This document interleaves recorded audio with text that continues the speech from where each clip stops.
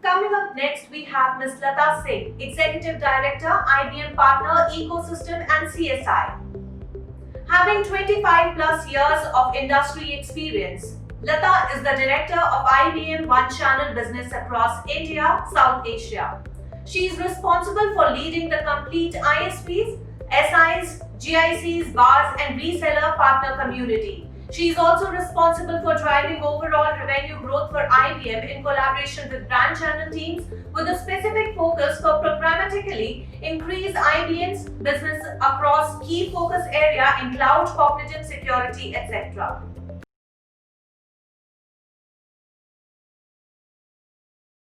Uh, Thank you. Thank you, VAR India, for inviting me to such a prestigious event. And I must say that it couldn't have been a more opportune time to talk about the digital acceleration or what's going to drive the digital transformation of the future, because we're at a tipping point in history where technology and technology innovation is so significant that change, it can change the outcome of businesses.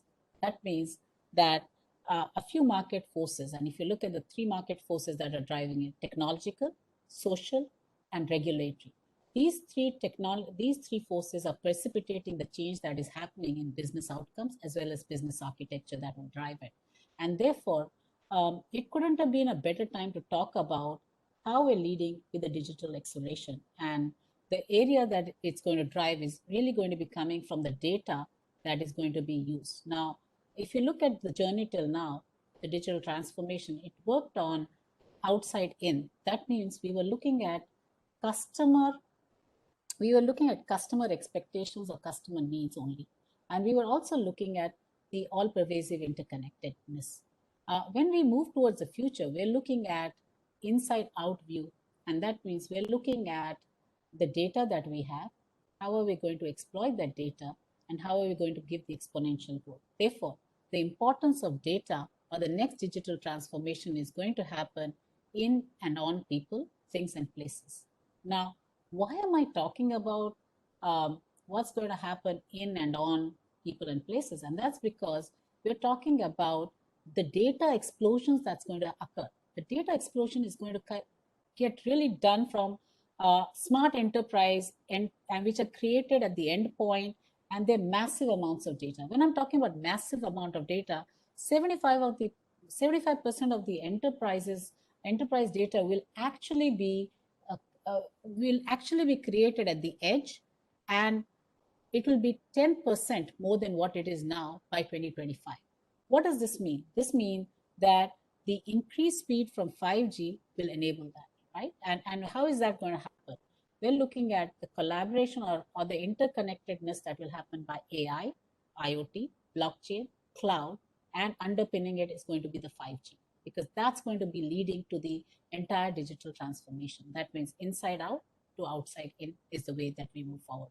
Outside in to inside out is the way we move forward. Now, when we're talking about this, how will that data come in? That data is going to really deliver 15x um, improvement in latency. It's going to give us 10x the throughput and definitely 10x the number of devices that can be managed. Therefore, a lot of data to be managed as we move our organizations forward.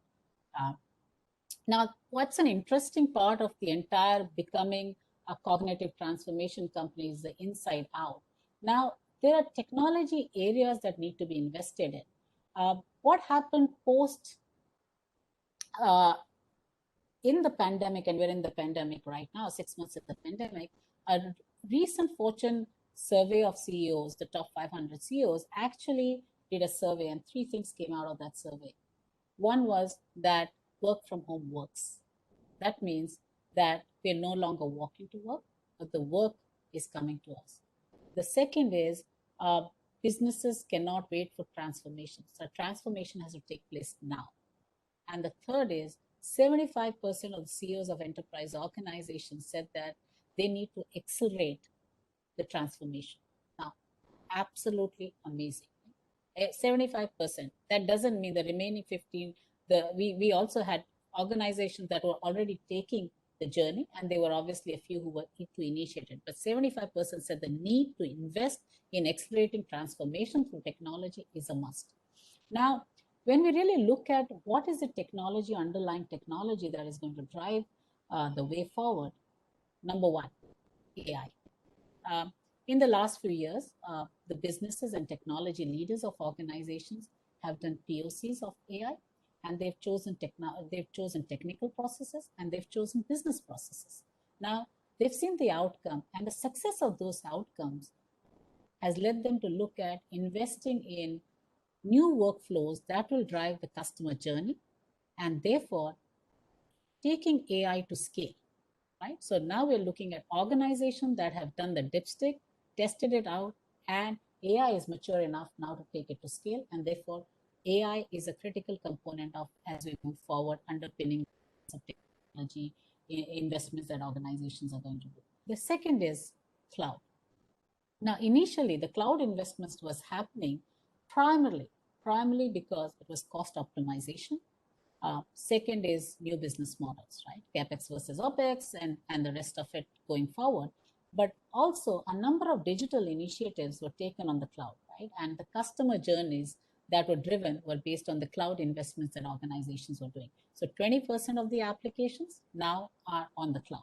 But what happens to the 80%? Now, the 80% of the critical applications need to be architected for the cloud. And that means we really need to look at open architecture for the applications, and they need to be obviously architected in the way, moving forward, in the way that the technology will be deployed. And therefore, we need to sit back and look at DevOps, and we need to reimagine our DevOps strategy and infuse that with DataOps. So DevOps, DevSecOps, and DataOps moving forward. Now, when we look at the cloud, obviously, enterprises and enterprise leaders realize that one cloud does not fit all. And therefore, the need to be multi-cloud, the need to be open, and the need to be on-prem and on the cloud at the same time is what is required, because the flexibility and the scalability is a very critical aspect. Therefore, openness, scalability, security. But most important, if I really had to look at it, is the fact that you're building applications that can be built here, move anywhere. And that is the way moving forward. Build here, move everywhere in a hybrid cloud model. So we're looking at open, secure, managed, and we're looking at obviously scalability as the technology that is underlying it. So AI, multi-cloud, and hybrid cloud.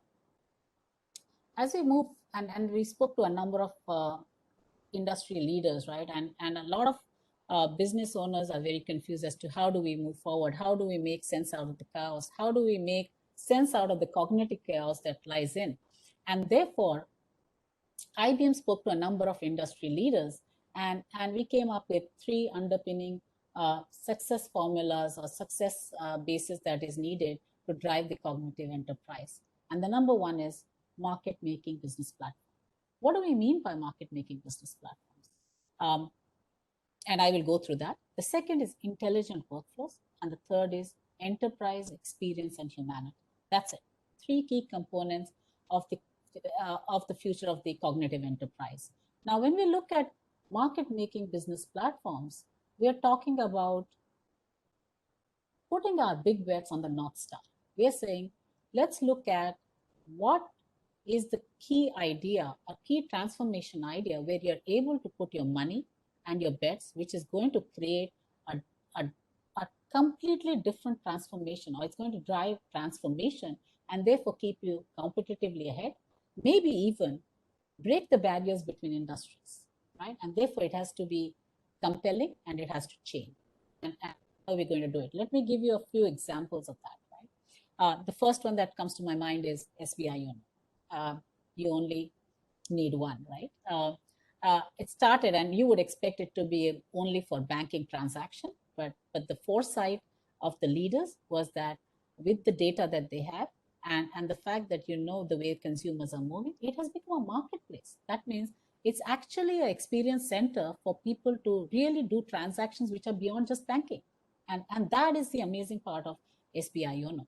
The second use case is equally interesting because that's targeted at a set industry, and that's Bank of Baroda working with farmers, and therefore you have a agrarian marketplace, right? Where you're looking at seeds, you're looking at insurance, you're looking at fertilizers, you're looking at all that it takes in the agriculture industry being available at one marketplace, and that is obviously the Bank of Baroda marketplace that they've created. The third, and this is interesting, is IBM looked at the shipping industry and we realized it's still sitting in reams of paper and multiple transaction, and therefore we partnered with Maersk, the shipping organization, and we looked at is even a single transaction or a single shipment goes through multiple organizations and multiple people. Therefore, we use blockchain, and therefore, a marketplace has been announced, which is TradeLens, along with Maersk, which looks at logistics, looks at all that is required from a logistics perspective for a shipping industry, and you have multiple organizations now using that. So that is again a new type of marketplace, but again using technology underneath it, and therefore it is important that we come to intelligent workflows. So while we're putting our big bets on the market making business platforms, we are also looking at technologies that are being embedded and that will lead to exponential growth, right? Embed, exponential, and technologies. That means we're looking at multiple applications outside in as well as inside out. So from our consumers to our supply chain, how does all of that come in, right? And you have multiple ecosystems driving that. It's not just one ecosystem, multiple industries, multiple suppliers, multiple service providers are all getting together. Therefore, you need to be able to deploy through hybrid or multi-cloud. Now that is intelligent workforce. The final one, and I can really say that is the most critical one, right? The technology is there, the workflows are there, we're using all of that, but the key is the experience, right? And how do you really have that enterprise experience and humanity? Let's remember, everyone worries about what's going to happen to humanity when we're bringing in so much technology. Well, we really have to talk about elevating the human technology partnerships. That means all of us know that we are as good as the people who are with us. We are as good as the employees who work in the organization. Therefore, how are we cultivating on onboarding our employees? How are we looking at their skills? How are we looking at ensuring that they're given a leadership path? And how are we really building a culture which is open, which is secure, and which is reliable for them, so that there is a they can perform and they can really do it with agility. So if I really had to compare the two with technology, we're looking at open standards, we're looking at secure. In the humane side or the employee side, we're looking at openness of culture, right? And that's a very important point. Openness of culture, the ability to be entrepreneurial, the ability to be secure. And when you say secure, it means trust, right? So that's a very critical factor, and that's where the technology and the culture part come together. So the intelligent workflow is a technology part. How are you going to be using workflows? But the critical factor is going to be the employees that live through the experience of the intelligent workflow, right? Right from customer lifecycle to talent lifecycle to challenge, all of that is going to come in. Therefore, the experience of the employees is very, very important.